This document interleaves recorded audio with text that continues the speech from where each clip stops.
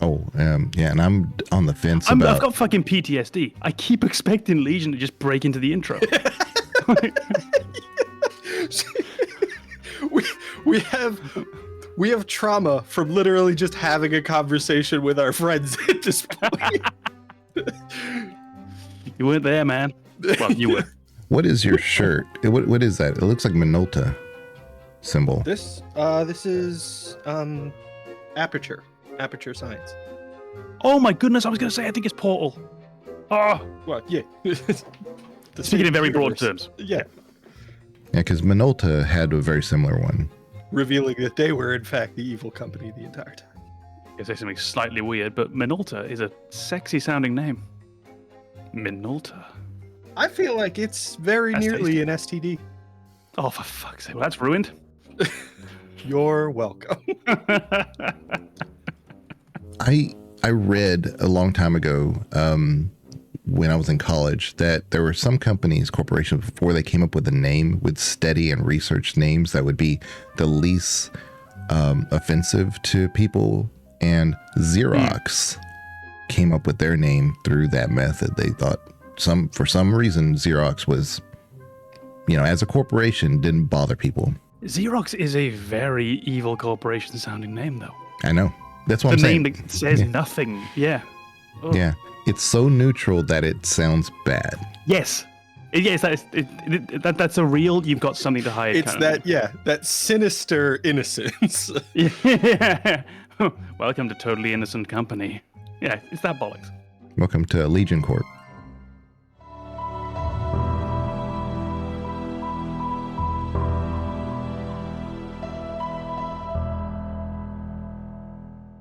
Before we begin, the Gamer's Advocate would like to remind you that any episode could contain game spoilers, so watch or listen with discretion. And now your hosts, AMKomnenos, Banana, and Legion. Enjoy the show. Welcome on into another episode of the Gamer's Advocate podcast.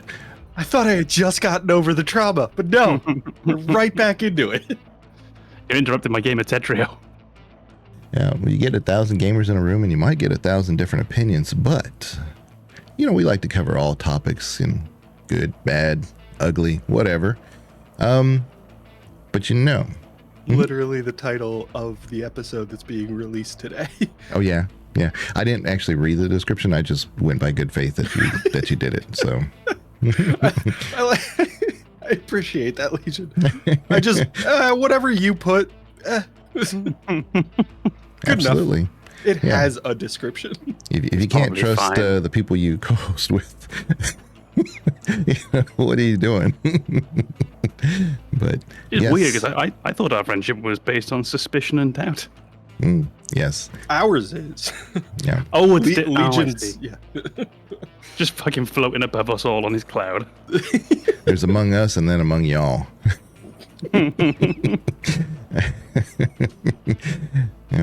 I'd play that game. Same. It's just Among Us, but everybody has southern accents. It's just lots of cowboy hats. Oh, man, I got mine right over here. I can put it on. Well, that's fine. I've just realized we're doing the episode. Did you hear about FromSoft is actually moving forward? They're probably going to be acquired by Sony. True story. What effect would they actually have on them? If you look at the past for Sony's very intrusive with how they develop games. Like they will tell the developer, we want this. That's actually what's my little experience with, there's sometimes, it's worked out like God of War and stuff. They said, hey, look, this is kind of, but they already had a vision of what they were going to do with that. And they just kind of went with that. But like Star Wars Galaxies way back in the day, they said, we want Jedi. We want them by Christmas. And they're like, we're looking at a 4-year plan. No, within the year. I'm trying to think of the first party games from Sony, and I actually can't remember any. So we have God of War, then I presume is... Well, that's Santa Monica, but what I'm saying is that they own the developer, and that's what's going to probably happen, is they're going to end up owning FromSoft. What's funny is that FromSoft was actually looking at being acquired through unscrupulous methods financially by a different company. And so they were trying to avoid that. So it was kind of like the lesser of the two evils. So I think that's what's going to happen, because they've been in negotiations with Sony for years, and they've just kind of put it off. But there's another company that's really big in Asia for manga and whatnot. So they kind of like just own everything with that stuff. So they're a huge like publishing group for not just, games and stuff, but they own a lot of that stuff, that entertainment. And they're the ones who are really, really manipulative with how those things work with developers. And FromSoft is saying, if we're going to be, bought over, purchased or whatever, bought out, let's go with Sony. I mean, yeah, I'm thinking of games that maybe first party was the wrong word, but sort of published by Sony. And I've just kind of gone into the memory banks trying to remember, and I don't really have a big feeling of concern, because I'm thinking Ghost of Tsushima. Huge concern after Sony's involvement with Helldivers. Helldivers 2. What was Sony was a huge Ghost of Tsushima, part of the reason that God of Helldivers War, 2 didn't Spider-Man, get what it deserved.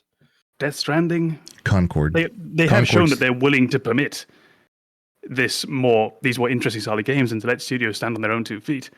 I wonder if Helldivers was in an unfortunate position of being that multiplayer game where they realize, okay, we can actually farm this. And what did they do? It was to do with the validation, right, for the PlayStation Network.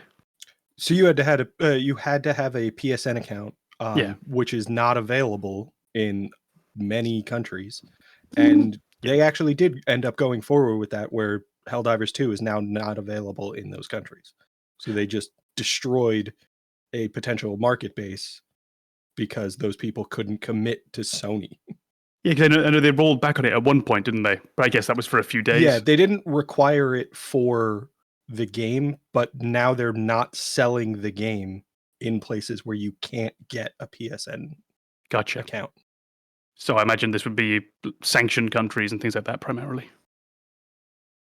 I don't know for sure. This is my guess. I'm not 100% sure on what the criteria is for countries who can actually get those accounts. My understanding is that they did remove that after, but at release that was required. Yeah. And the requirement to have the account isn't there anymore, but the game is not available in places where you can't get an account. So they're only selling it to people who could potentially create a Sony account. Right. But at first they did require it. Yes. And that was the problem. And there was a huge backlash on that. And then Sony was like, we're not doing that. We're doing that. But we're goodness. I'm just looking actually at a map of countries where you can't get a PSN account, and it's much more than I expected. Yeah, it's a lot. And essentially it's Africa. Not exclusively, but large parts of Africa. I think you can see the Baltic states up there, Belarus, which you've got the Turkmenistan, Tajikistan, Kyrgyzstan. Yeah, you actually have a lot, Mongolia, you have a lot of countries where you can't actually have this. And apparently the micro-states of Europe as well. So San Marino, Andorra, etc. Mm-hmm. God, that is a shock. In my mind, it was going to be a handful of countries. And I was expecting it to be countries on sanctioned countries lists. Mm-hmm. But no, this is, and essentially all of Africa. Well, you were approaching this with logic and reason. That's your first mistake. Yeah. Well, Algeria. But there's also Concord, and Concord was a massive failure, so much so that a lot of people speculated that Sony is going to release, or is going to allow Bloodborne to be released because they got to make their money back after Concord. I feel like Concord has become the new standard of failure. It got pulled I feel like eventually, people right? use that as like about a week. A metric. Yeah. Well, I say eventually. Yeah. Well, I think what you're seeing there is something that, in my mind, leaves us nothing to be concerned about directly for Souls. The games we've mentioned have all been multiplayer, and Sony dipping their toes into those multiplayer developers seems to cause problems, like they did with Helldivers, like they did with Concord, like they did with Star Wars Galaxies. But those the single player titles that they're publishing, again, things like Death Stranding, God of War, Spider-Man, Uncharted, Ghost of Tsushima, they seem to largely leave those alone. Well, those are largely single player games. And although that's what Com's saying. But there is an online aspect to the Souls games. And so that's something that Sony in the same way that there is for Death Stranding. Yeah. Right, but they could leverage that. And they could say, see, it works on a small, well, let's just make it bigger. I should also come out, like, to be clear, I'm generally against monopolistic construction. So on the whole, bad thing. Like, if we have to speak philosophically, bad thing. I'm just looking for reasons not to be too concerned in the short. I'm looking for reasons not to be concerned in the short term for the Soulsborne games.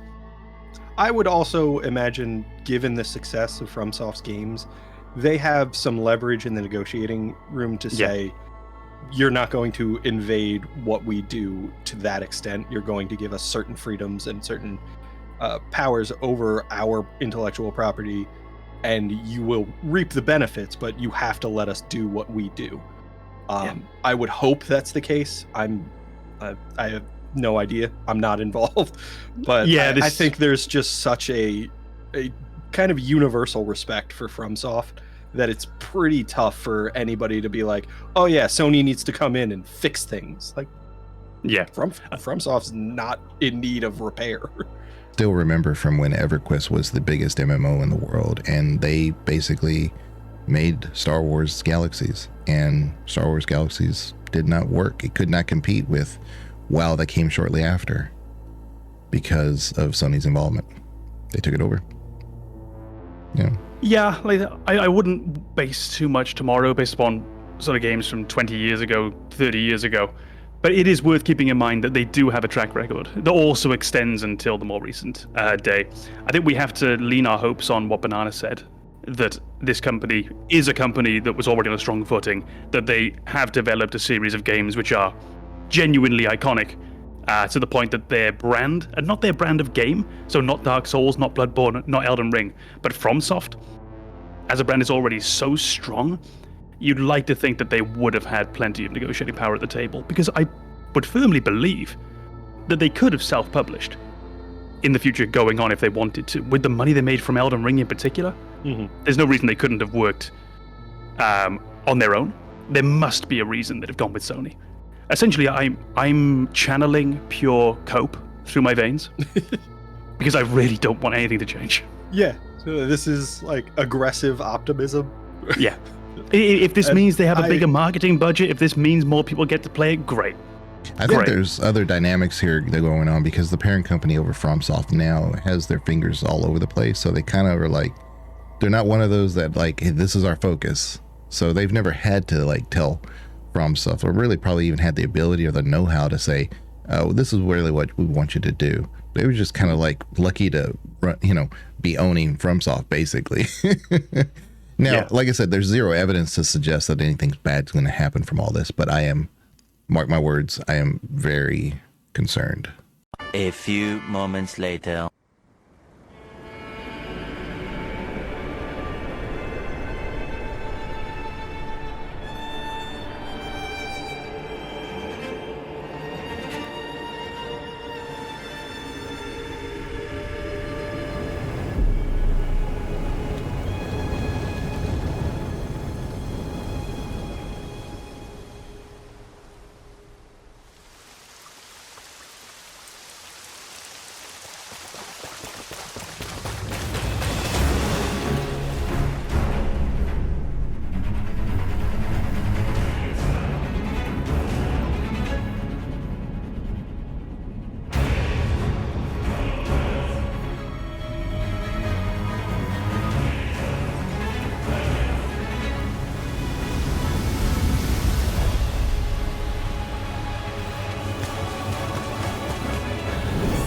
Of redemption, you were chosen, thrown together by forces beyond our control.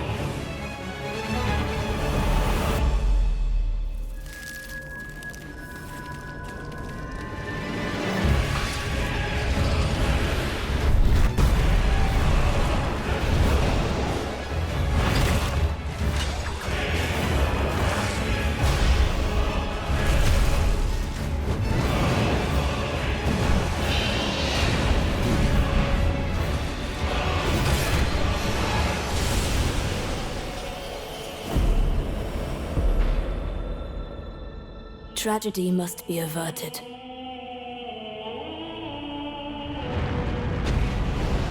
And for that, I need your help.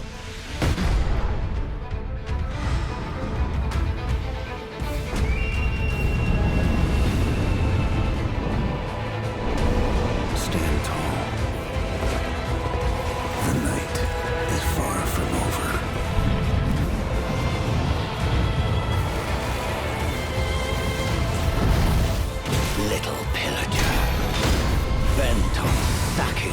lands of gold.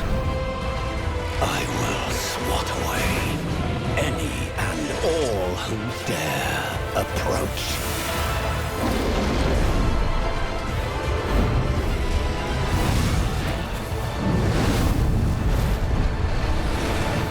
Band together and prepare to claim.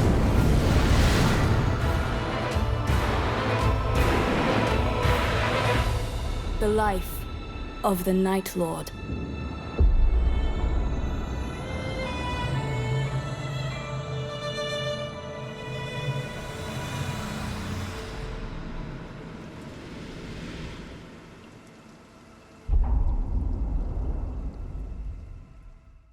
Well, I think this is what we need to be. We need to be not even cautiously optimistic, but cautious.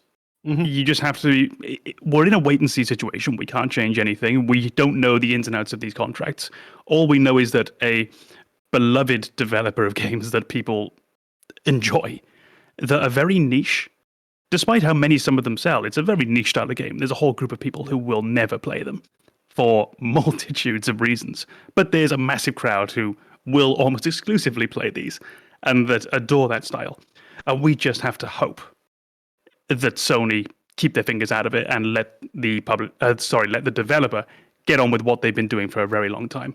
Yeah. I'm going to keep cautiously optimistic. I'm going to hope that combination of Sony generally having these very strong single-player titles combined with the leverage I would hope that FromSoft would have in negotiations leaves it in a strong position going forward, and we maybe just see the advertising budget increase and sadly some of the profits being diverted to Sony.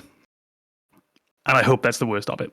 For me, the history of gaming, you can't put a rubber stamp on it, but you look at like what has been the most recent success. And a lot of times parent companies say, look over there, that worked. Let's try to implement it here.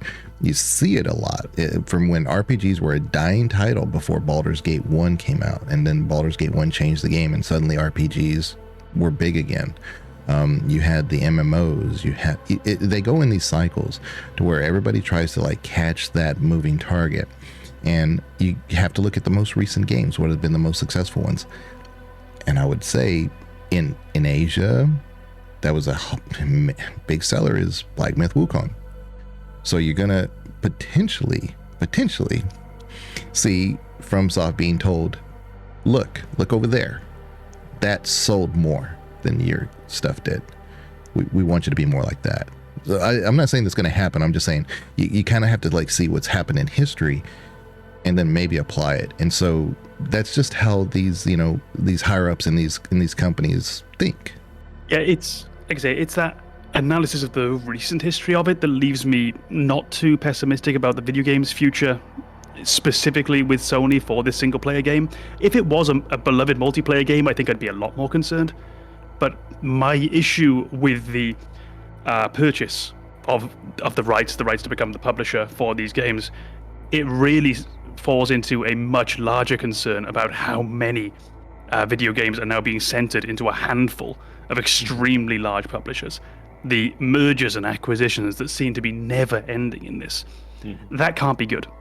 That cannot be good. There is, what situations do you really have where monopolies increase I don't want to say consumer experience, but here we are, where monopolies improve the consumer experience. It's almost never good for us.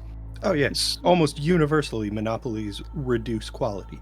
You're just ending up with one organization that has the luxury of saying, this is what we're going to put out, and you're going to buy it or you're not going to play video games. We don't need that. And here's a good example. BioWare Dragon Age. Dragon Age Origins was developed even before Mass Effect, but when it came out after Origins, it was acquired by EA, and now we have Dragon Age 2, which I still like. But oftentimes it's like people who go from that and they see Dragon Age 2 like, oh, this is what happened. What happened to BioWare, right? Well, I would like to point out, Legion, the Veilguard has come out, and that means that now Dragon Age 2 was perfect, and why can't everything be more like that? Yeah, I know. Don't forget that. Like everything is like rose-colored glasses. I know. I get it. 10 years from now, we'll be talking about how great Concord was and why everybody blew it. I had a brief discussion with somebody that was like saying, you know, I'm just not excited about titles nowadays because everything comes out flawed and buggy. I'm like, you know, I'll be honest with you, 25 years ago, and I think it may just be an age thing, maybe 25 years ago, I was, you know, I guess it was 2000. I had a child. I actually had 2 children. I was married with a mortgage, and PS2 was just not on my radar. I just didn't care about it. Nothing on there was getting my interest. I was a PC only type gamer. But can you imagine with all those PS2 titles that were amazing, right? In retrospect, me saying I didn't like PS2. I just, none of those games appealed to me at all. But we could take that same mindset 25 years from now and say, how could you not like this game or that game? That was a Baldur's Gate 3 came out during that time period. How could you not be excited about games during that time? Oh, I remember someone, I think it was a live stream I was doing on Twitch a while back, and someone complained about modern gaming. It reminds me of kids like in 2006 saying that there's no good music anymore. Why isn't everything like fucking Poison from the 80s? Ugh. But no good games have come out since 2020. And I just wrote a list. I was just opening it back up, and it was a very quick top of the head list. And since 2020, there's Elden Ring, there's Ghost of Tsushima, there's Baldur's Gate 3, there's It Takes Two. It's a weird choice, but it's an interesting game. There's the Ratchet & Clank games, there's Nier Replicant, there was Stray, which I didn't like, but it was interesting and different. Gaming's doing really well. Really well. And in a few years' time, we will remember the best of the best. We'll remember Balatro. We'll forget some things. But we'll remember that best of the best and look back at this era, I think, with very, very fond, with very, very fond perspective. I didn't mention Rebirth, by the way, but I'm mentioning it now. Yeah, you may not be excited about titles nowadays, and you may say they all have. Trust me, games have been buggy since I can remember. You know, tried to play Temple of Elemental Evil on PC. I wanted to play that game. I looked forward to it, and I could never get it to work. Never got it to work. But games have been buggy forever. So being jaded about games not being fully, optimized at release is nothing new. I think we have hit a double-edged sword with development of video games, that ability to continuously patch a game, which should just be a good thing. Because, there's nothing wrong with that. The ability to just go in, fix problems that we find. Quality assurance in game design, it's very rarely their fault when an edge case slips through. Because a quality assurance team on a video game is a playtesting team, sorry. It's a very, very small group relative to the millions who are going to go on and play this game. Right. And they can try all the edge cases in their minds, but they're not millions of people. They're not going to have all that weird shit. And maybe not always the maliciousness that we go into things as just a player as well. So the ability to go on and make patches to these games post-development, post-release, is great. And when a company uses this as a tool in the positive sense, think of No Man's Sky, Baldur's Gate 3, which is continued ongoing development with these free updates and patches. I think The Witcher 3 did something similar when it came out. It had those mini bits of DLC that were actually free. That's a wonderful thing. On the other hand, it did allow us to release games maybe sometimes a bit earlier than we should, with the knowledge that we could go back and fix them later. There is always that. Go on. Sorry. I think that's one of the important things to consider with the quality assurance teams, because I'll look at some of the games that I've seen that have a lot of quality issues, mostly the Sonic games, and I've heard discussions with members of the quality team, and it's almost universally that we have a finite team, we have a schedule. We know all of the issues you're seeing. We saw them too. We brought them up. We don't have the same amount of time that our player base does, because once a game's out, it's out. The player base has forever to find these issues, and they have roughly an infinite workforce to find these issues. The quality team has six guys. They're all like, yeah, that doesn't work, that doesn't work, that doesn't work, and the devs are like, pick one and we'll fix it. Because it ships tomorrow. Well, they're drastically overworked generally as well, these quality teams. Like you said, they're very small. Normally people who are quite young into the industry too. It's easy to get these people in sort of burnt out. You can rely upon their love of gaming to maybe have them working these extra long hours. And then they're exhausted. They're not going to pick up on everything. The things they do pick up on aren't always going to be then developed on, and then the game gets released into the world. And in that case, you do give a billion monkeys a billion typewriters, and they manage to break Star Wars galaxies. And I think the other thing is that when you are involved in the team developing the game, you have some insight into the goal of the game. And not speaking for any other gamers other than myself, I have a tendency to let my mind wander while they're explaining important things to me about what I should be doing in the game.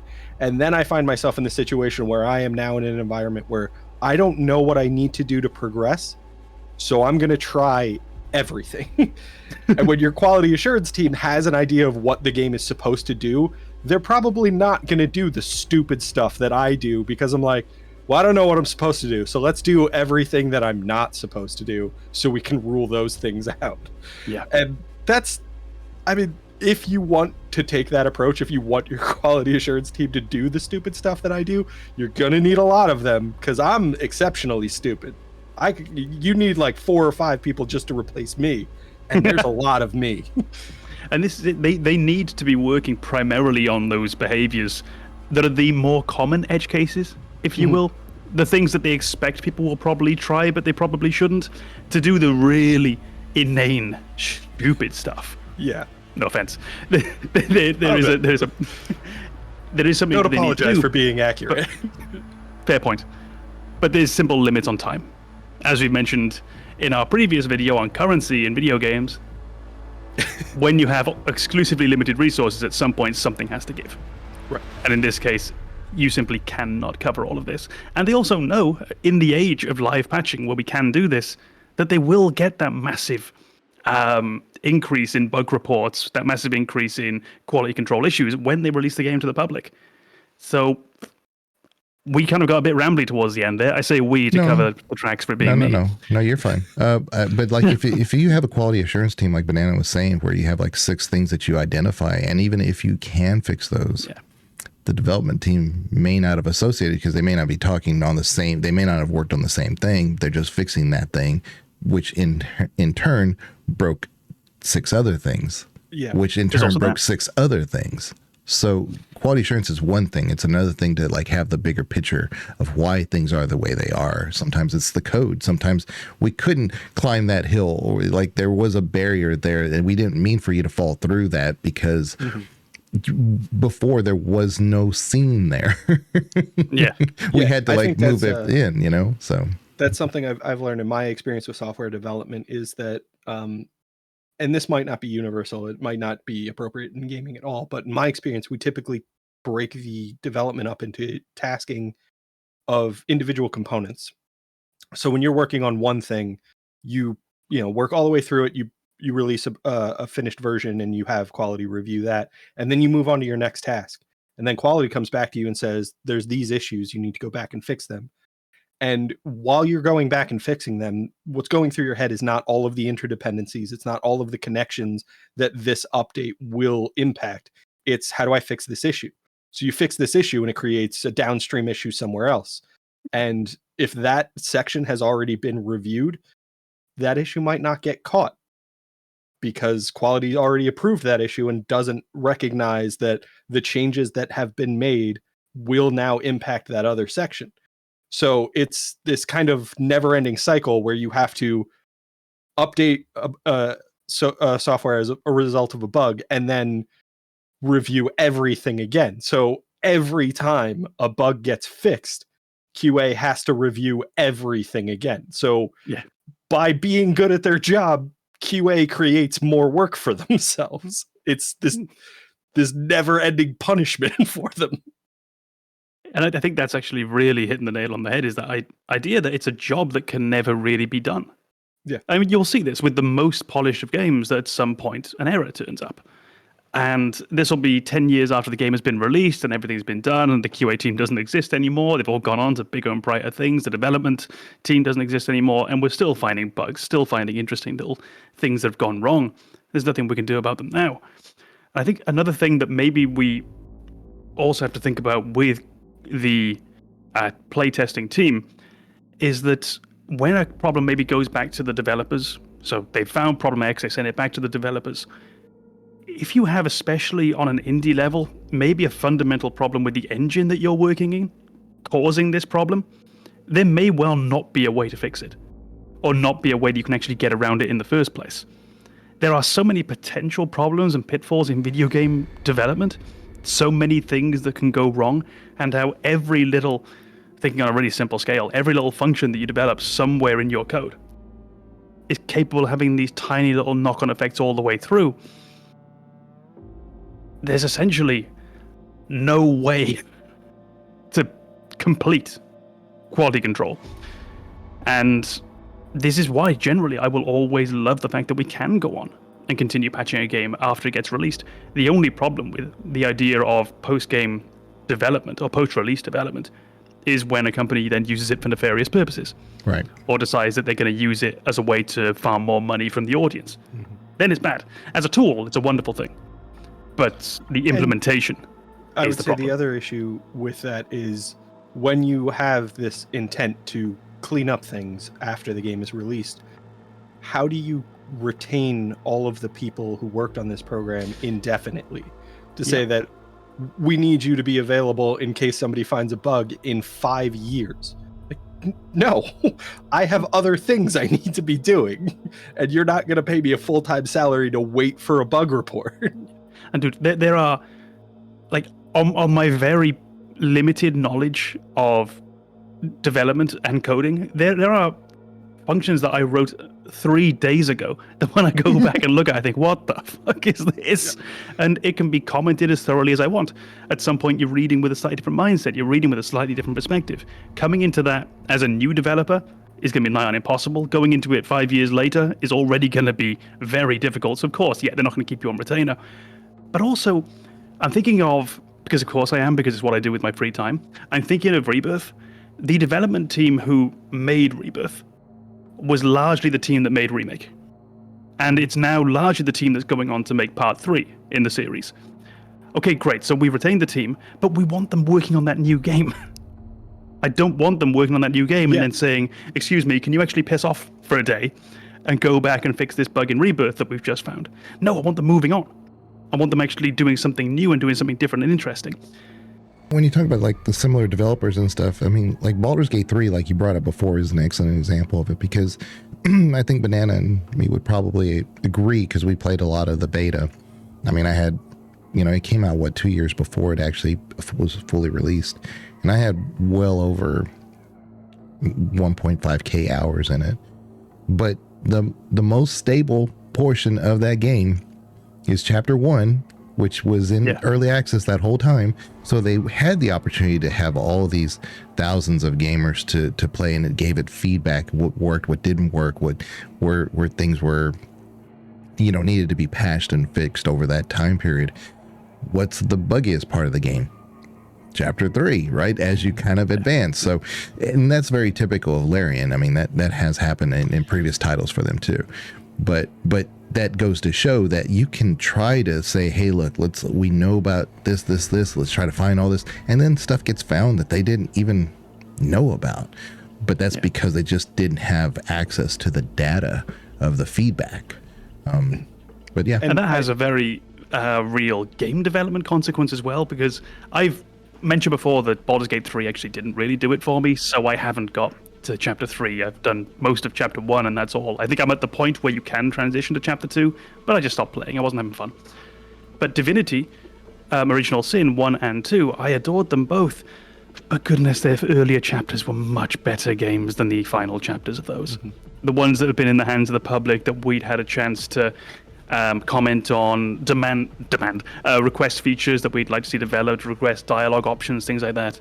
So you have that very real knock-on to the actual game development, where putting it in the hands of the people made a better game and a more interesting game. And it becomes almost a hallmark of Larian Studios, I'm so sorry, that their early games are generally much better than their end games. Mm-hmm. And I just looking at that situation, when you have that open beta or that early access, and you get feedback from your player base, and they allow you to incorporate corrections into your development before the game is released. If that became a standard, I think the gaming community would riot, because we don't work for you. You're basically giving us the quality control jobs and not paying us so that we are partly responsible for why the game is great. And it feels shady, but like the result with Baldur's Gate 3 kind of shows that it works. You get an exceptional game when you listen to your player base. Imagine that. But do you really want every game from now on to have a 2-year early access period where you provide the developers feedback so they can give you the game you actually want? Yeah. I have to imagine that most of the gaming community is just like, I don't have time for that. Give me a functional game. Just do better. We can also ruin the game experience, can't it? I'm thinking of, for example, if I go back to early 2000s, and now and again, I think how can I say this without legally incriminating myself? No. Statute of limitations. It's nothing bad. Pirated movies. I'm thinking my uncle turning up with like a DVD of Lord of the Rings, for example. Well, I can watch it on that kind of crappy DVD that's a handheld camera copy of a film screen somewhere. And I watch the movie, but I don't really get the great experience. And then eventually I get to go and watch it in the theater. I get to go and watch it on the big screen with the sound. And the fact that I've seen it before dampens the enjoyment I'm actually going to get. And there's a lot of joy, I think, on a very basic, primitive human level of give me a date when this thing comes out and it's fully developed and everything's perfect, and let me go and watch it on that day, that you would lose if Jimmy's played actually Chapter 1 already. And now my other buddies played a lot of Chapter 1 and you spent 14 hours trying to figure out this bug in this tower, whatever it might be.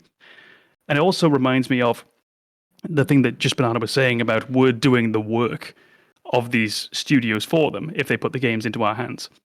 And it just reminded me of this idea that social media, and it's a bit of a tenuous point, but hopefully you'll see the link, because if not, it's my fault. Social media is essentially a state surveillance system manned by volunteers. Mm-hmm. We're doing your job for you, and not in a good way. It's link, also an advertising agency that doesn't pay. So we're all Twitch streamers. We're basically building publicity. Well, I mean, the 9 people who watch me are getting more info on the games that I play than they would otherwise. We're doing work for these developers. And honestly, in an ideal world, that's not an issue, but because, money exists, it becomes a problem. But the reality is the dev studios have a responsibility to deliver a quality product, and the best ways to get that quality involve the gaming audience in the development process. And it's how do you navigate that world where the people who want to buy from you also need to be involved in what they're getting from you.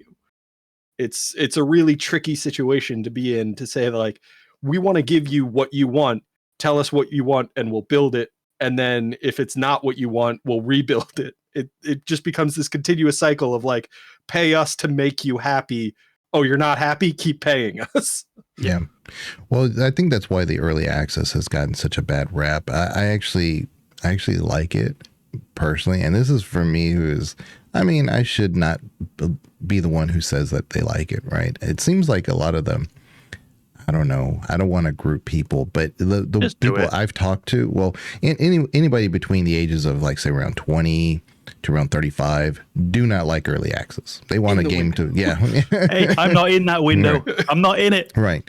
And because that's not all, but that seems to be the majority of people I run into just don't like the early access. I don't have a problem with it as long as there's some ethical behavior of the devs to do that. In other words, you don't want an early access that has clearly had very little updates to no updates over the course of 5 years. Mm-hmm. Right? But this is, again, where you fall into the implementation versus the tool question. If your use of early access is that you're genuinely going to use this info to regularly update your game, to genuinely improve it, to look for bugs, for ways to make the gaming community want, then that's great. On the other hand, if you're going to be one of those Kickstarters from 2012 that never actually got released, then it's awful. Right.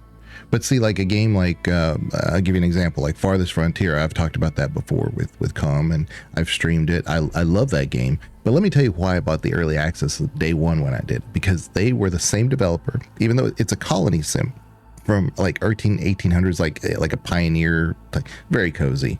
I love the music. It's perfect. It has weather. It's nice. And they've constantly made up trees. Big trees, really huge ones. But it's the same developer as Grim Dawn. And I know Grim Dawn was great. And I was like, you know what? I'm gonna give them a shot. And back then, it was the early access game was $10. Now, if it's not on sale, it's like $30. And so that's the part that I like about early access, is that if I trust the developer and you know, or at least the game looks almost complete. Like Traveler's Rest is another one that I've done. These are all early access games, and I know there's a moniker behind those things. But if there's enough trust there for the that you believe that the ethical standard for that developer going forward is to make it a better, more complete game with tons more stuff to be added probably in the future, if not just like Baldur's Gate 3 is doing, then you get a cheaper game at the end of the day. And then you also have the ability to see that game grow a bit and be like, man, I really see from like where it started, and I can't say enough praises. And there you go. Maybe they won me over with the crate team that does Farthest Frontier by doing that, by committing to that. They had one beta that I was in for Farthest Frontier that where all the villagers were bears. And they're all dressed up in their shoes and their, hide outfits and jackets and stuff. And they were just walking around as bears. And I think they were just kind of pushing what their characters could do, even on a little tiny level.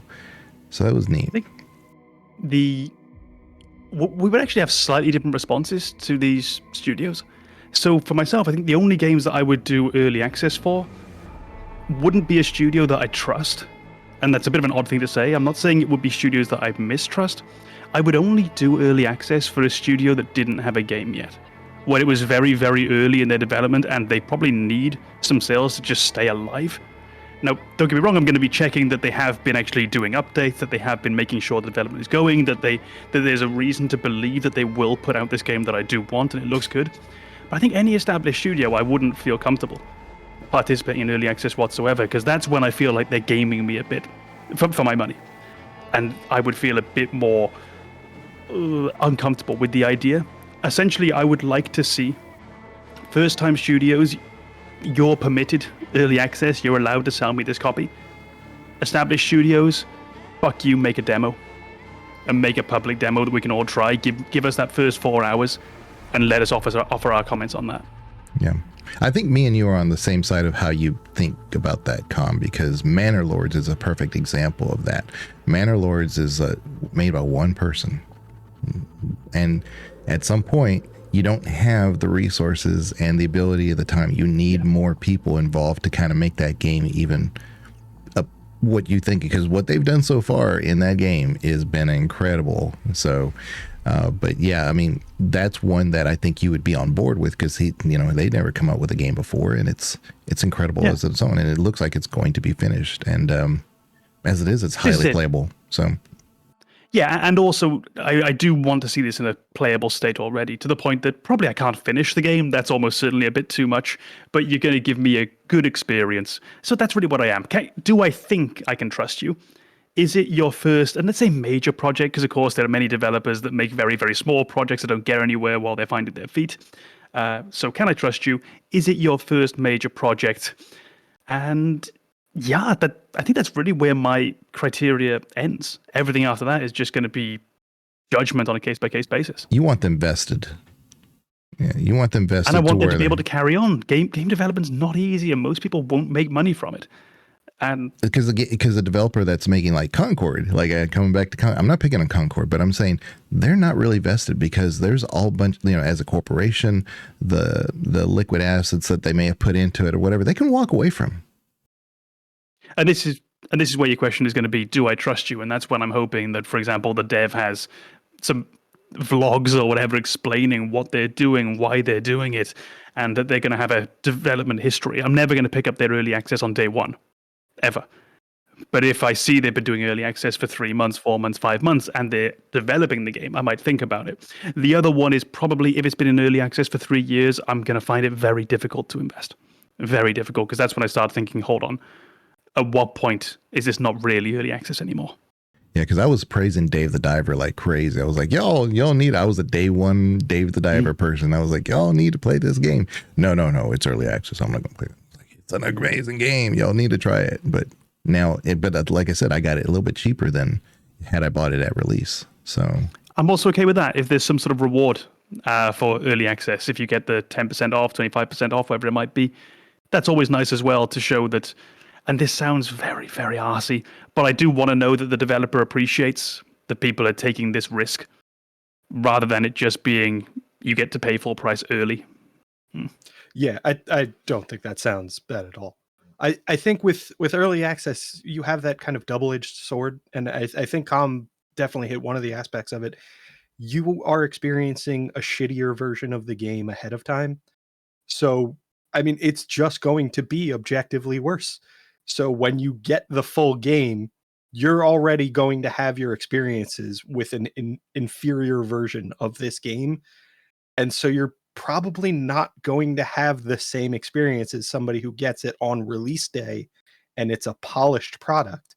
So you're kind of sacrificing that opportunity to get that new experience with a quality game in order to make sure that it's a quality game for everyone.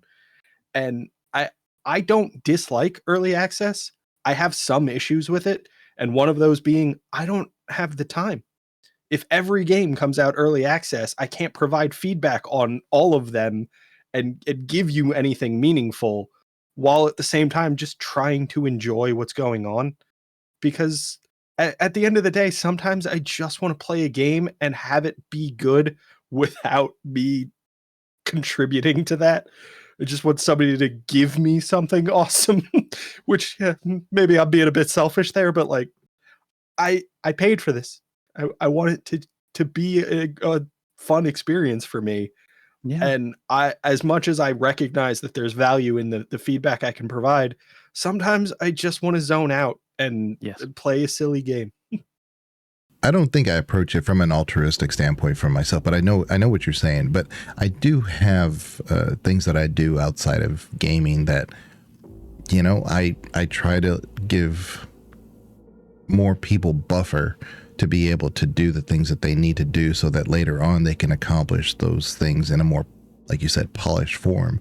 I'm trying not to be very specific with what I do outside of this stuff, but it's a lot of volunteer things. It's a lot of community things. It's don't worry, we'll put the details in the description.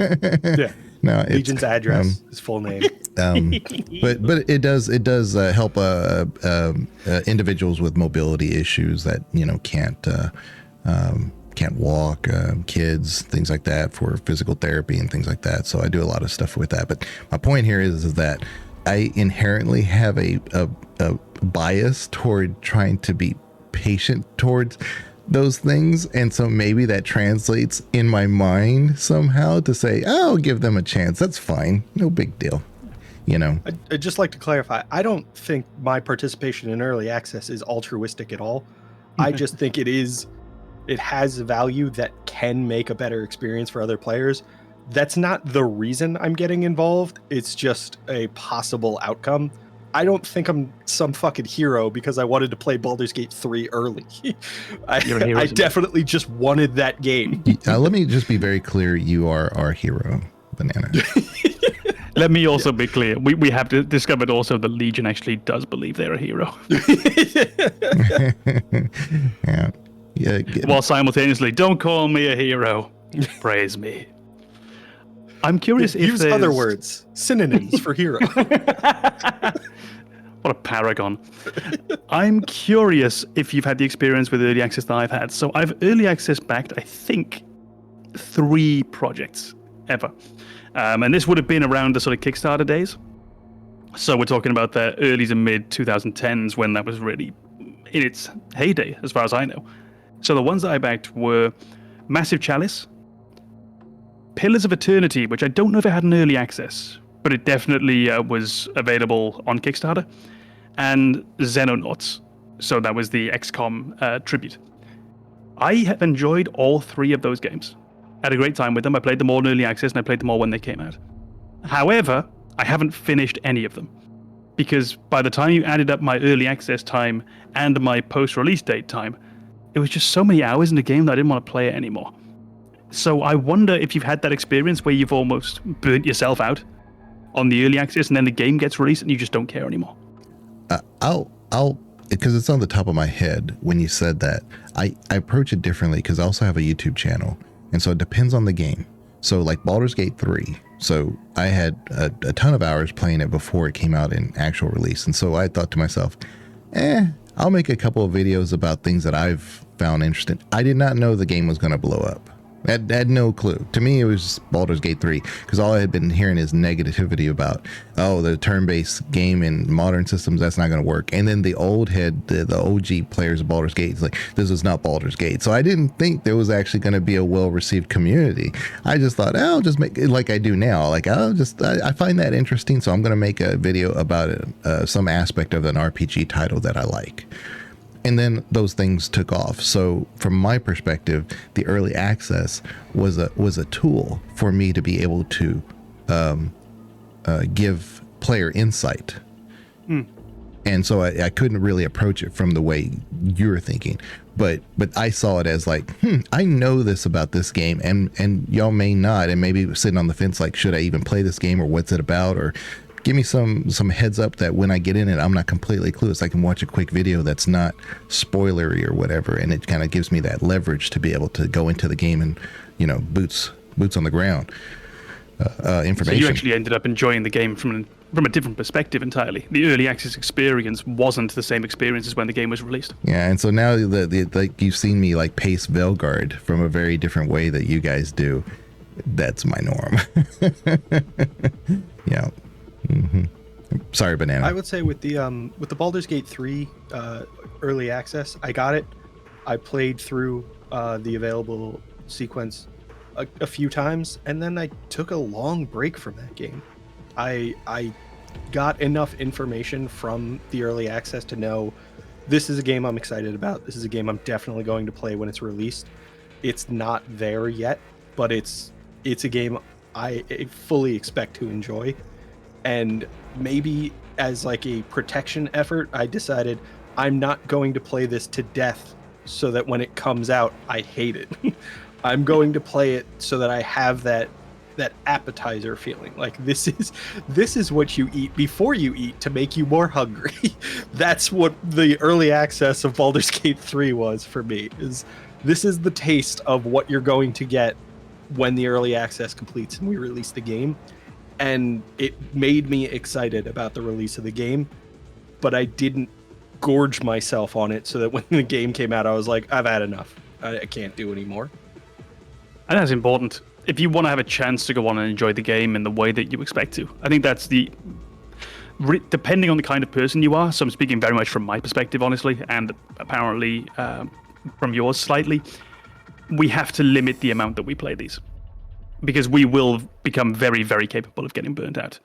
And oddly enough, I was recently given as a gift, not from the studio, Xenonauts 2, which is now in early access. And I played it for about 2 hours and then uninstalled and deleted the game. Because that was the same idea. It was, no, I want to make sure that when the time comes, I can really enjoy this game when it comes out. And it was just there to whet the appetite. Just there to give me that little push of, yes, I really do want to play this. And then on the day of the final release, it'll be as fresh as anything can be. And I think that's one of the interesting things I find with gaming in particular, somewhat with films, also with books, is the replayability of a game, for me, is very rarely a factor. I don't particularly care if a game has branching paths, has branching endings. I don't care if it's got massive alternatives and huge choices I can make where choice 1 vastly alters the world state. The Witcher 2, in particular, I'm thinking of as a very good example for that, where you can really follow 2 massive paths through the game. For me, replayability of a game only comes when I've forgotten what actually happened in the original game. That's it. I don't care if it's the same story again, I'll happily do it. So I always have to have that big time in between playing a game for the first time and then playing a game for the second time. So that's why I think I approach early access in the way that Banana seems to as well. Give me that taste, give me that little bit, and then I'm going to come back later, fresh, but knowing that I want to play it. I just love gamers who like love to approach new titles and say like, see, my choices, they said my choices matter. My choices didn't matter. I never romanced Triss in Witcher 1. Why am I romancing her in Witcher 2? So another one of Com's accidental romances, I'm sure. Your choices matter. Oh no, Triss was deliberate. Yeah. Good Lord. Yeah, your choices matter, you think. You like to think that they do. It's like this whole like if they chose what you like, if your choices were kind of like what the developer said, yeah, that's our canon choice, then you're going to be happy. But that's not always the case. And I think that there's nothing new. And it's like I said, I don't want to pick on Velgard or anything, but I hear this a lot about Velgard. It's like, well, my choices didn't matter. What RPG title that has series has the choices always been consistent? There's not one, you know. Even in Mass Effect, there's some stuff that happens that I'm not going to go into that one, but this is not that lore reveal type subject, but there's some inconsistencies, but that's okay. I'm going to go into the Mass Effect one now. I'm thinking of Mass Effect, nothing big. I'm thinking of Mass Effect 3, a very specific thing. And I'm thinking of whether or not you save the Rachni. Right. In the original game. It ultimately doesn't really matter. Yes, you'll end up with, I think, more points on your war score table. But if you didn't save the Rachni, we've now got Space Rachni, which will replace them in that quest. If you didn't save Rex, then we've got Rex Mark II. If you didn't save Grunt, then we've got that guy who looks a lot like Grunt. And yeah, there are minor differences to the way their stories end. Ultimately, it doesn't change a huge amount. It was respectful of your choices as far as a video game could be. And it's a thing that you and I have talked about in private, and it's that idea, and I think we don't always keep this in mind, of exponential growth. And that's what these changes are in video games, is exponential growth. We're not just adding a little branching path here and there. As soon as we start branching, we start doing things to the power of. And now we end up with these enormous numbers. Just take the number 2 and multiply it by the power of 2 20 times and see the ridiculous number that you're going to start ending up with very, very quickly. That's the path that game developers risk treading down if they really start respecting your choice. And that's why, a game will never, outside of it, be able to respect your choice going along through a series. It's always going to have to make these canon decisions for you. It's always going to have to make fresh restarts. I wish it wasn't that way. Well, but it's just reality. I think that's why you won't have a Baldur's Gate DLC, because I think it's very smart of Larian to realize, hey, look, you're already level 12. If we make you even higher, you're just a walking god. What enemies are we going to throw at you at this point? And the only way they could make a DLC work, and I've said this kind of out loud, is if they kind of almost made some of your characters as prequel type characters. Which, like Shadowheart, you could basically reset her to level 1 because of her events before that. She does forget a lot of things. So that's very reasonable that you could do it if they approached it that way. But there's a lot of stuff when it comes to some of those titles that intrinsically have a network of branches of decisions. I remember reading about Larian Wood talking about the Shadowheart's little funny box.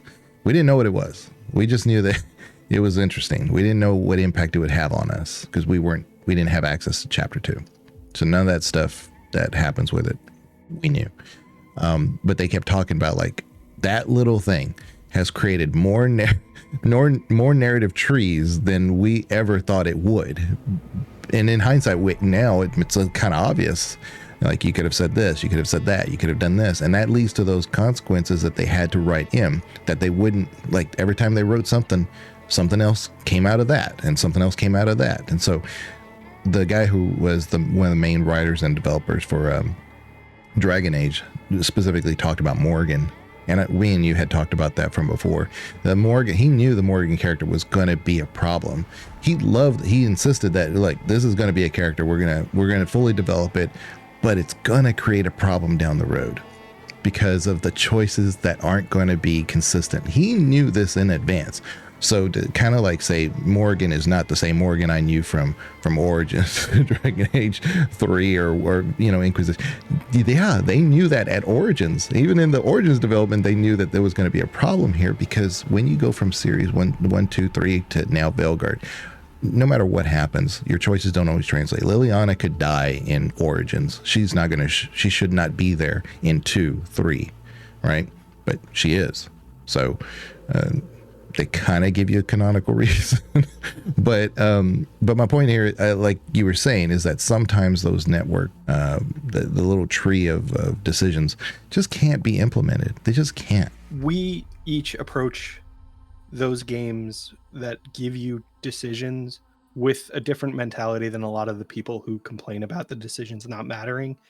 And we allow ourselves to get immersed in those stories so that when you make a decision and you take out Rex, he doesn't make it through Mass Effect 1, and you get that, beer fest moment, like, hi guys, I'm Rex's brother, can you call me Rex? That completely nonsensical, your decision didn't actually matter kind of fix they have to make the story continue going on. We accept that because we allowed ourselves to get immersed in the moment, so that in the moment our decision to kill Rex mattered. And now we see this other person not as the storytelling, MacGuffin to keep things going in the direction that the developers want. It was a way for them to say, we respected your decision, but we have a story to tell.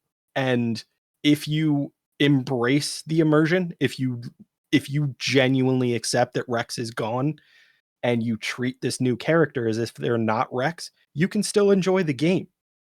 But a lot of these people who complain that their decisions don't matter seem to approach it differently, and they see that oh, this is just Rex by another name and my decision didn't matter.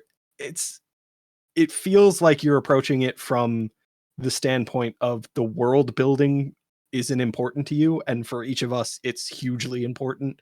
So that's why we're okay with those decisions to say that, like, well, Rex is gone. I know this character is filling the role of Rex. He might as well just be called Rex, but Rex is gone. I am fully committed to that idea because I allowed myself to be immersed in the game. I allowed myself to believe that my decision mattered. So for me, my version of the Mass Effect universe is different than yours because my decisions matter. And I'm choosing to make my decisions matter. I think that's a huge part of the issue I have with those complaints, like, oh, my decisions didn't matter. Then you don't care enough. you want your decisions to matter without investing in them. And I don't think that's a fair criticism to say that, like, I don't care about the world building. I care about purely mechanical results of my decisions. And I don't support that. So for you then, if I've understood, and it would be similar to me, it's that my decisions matter because they mattered in the moment. They mattered in the emotional reactions that I had, that the characters had, in that storytelling right there. And I'm not looking for long-term infinite consequence to my decisions. I think we also don't approach these decisions purely pragmatically. Like, I didn't want Rex to live because I needed a Krogan tank. I wanted Rex to live because I cared about Rex. Mm-hmm. So when I make that decision in the moment, my thought process is, man, I hope they really give me a replacement for Rex. I lost a friend, basically, and that's why it matters. And yeah, there's definitely going to be games where that immersion isn't done well enough for you to get to that point, and that's a fair criticism. But when you're saying that, like, oh, it's just Rex 2.0, they gave you enough to care about the character of Rex. So when you get somebody who's filling the role that Rex filled but isn't Rex, it's not the same. It still has that kind of disappointment that Rex isn't with you anymore. Yeah, because there are, in Baldur's Gate, the original one, you could have a character, a companion, like Minsk or Jaheira or some of those that are in later titles. If there's a critical hit while you're at low health, you'll get chunked. Yep. It's called being chunked. And so you just fly into a bunch of pieces, right? They don't just die. You can't just take them to a priest and resurrect them. There's no resurrecting that. So there is a permadeath mechanic in that game. And so to see them in 2, it's like, oh, here they are, even in 3. And my point here is that I guess even from the beginning of BioWare, they've been retconning your decisions. So just, take it in stride. Yeah, imagine the opening sequence of Baldur's Gate 2 after playing Baldur's Gate 1 and having Khalid and Dynahair both get chunked in your playthrough. And then you get to Baldur's Gate 2 and you're supposed to be tremendously upset that they died. Like, they died forever ago. And I watched the horror of their death. This is not traumatic for me at all. I love the idea of your character just sitting there like, oh, they're dead? Got away with that one. I heard Mince cry out, Dynahair, no! Yeah. I heard it. It happened. But that's when you let you yourself live in that moment, and you felt that emotion, and Right. that's why that decision matters to you and will continue to matter. I'm still about that time that Zaid died when in Mass Effect 2, when I tried to send him back to the ship. I didn't think he would die. I thought he'd keep everyone safe. He didn't, and it still bums me out to this day. Even though, speaking of Mass Effect and its respect for your decisions, I've played it like 6 times. I've got different playthroughs, some where he survived, some where he didn't, but each individual one where he died or someone else did, it still matters. I think those games work best when there's the replayability factor to it. It's just that when you come, and I think I can, we're called the Gamer's Advocate. I could totally understand where a lot of people come from this, like, I guess my choices didn't matter because so-and-so was there in Velgarden and he should not be there, whatever. Or I romance Soulless, so he should have an affinity for the Inquisitor or something like that. That's fine. I completely side with that, because if you replay it again, that situation won't be different. That's the part I don't think works. You have to kind of make the situation variable enough that maybe it doesn't impact the bigger picture. But there's enough narrative going on there that they would have respected some of the things that you had said or some of the things that you had done in the past. So that way, when you play it again, you could see the other side of it. At which point, we'll probably find ourselves complaining that they only paid lip service to the changes that took place in our world. Not necessarily. Maybe we'd be much more honest about it than that. But I think my problem with games and respecting decisions really comes down to a matter of realizing that they can't really do it. Mm-hmm. And there are some decisions that can be respected. There are some that can't be. But the pure practicality leads me to possibly unfairly or unjustly giving game companies a lot of leeway when it comes to respecting my choice from game to game, basing it in that very purely pragmatic perspective. And maybe I'm giving them too much credit. Maybe actually I should say, no, you need to find a way around this. But it's the way I come into it. Yeah, the whole time I was thinking, I was like, this is not the topic we agreed on, but I'm totally okay with it. Yeah, this is fine. Yeah. Well, that's why I was branching it, because I kept like saying, okay, I can make this work. If we do like State of Gaming, I already knew in my head like we could kind of make that work. I was definitely thinking like, we can stretch this out to a full episode, and I think it's an episode I'd be very happy with.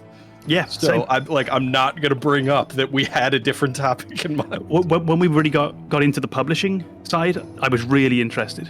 We appreciate everybody being here. If you liked the video and the audio version, because we are on Spotify and Amazon Music and iTunes. Yeah, we're on iTunes. I always forget all the audio stuff we're on. But if you like all that, we're somewhere. Give it a comment there. Commenting on our videos really, really helps. We have a Discord as well, and we appreciate everybody being here.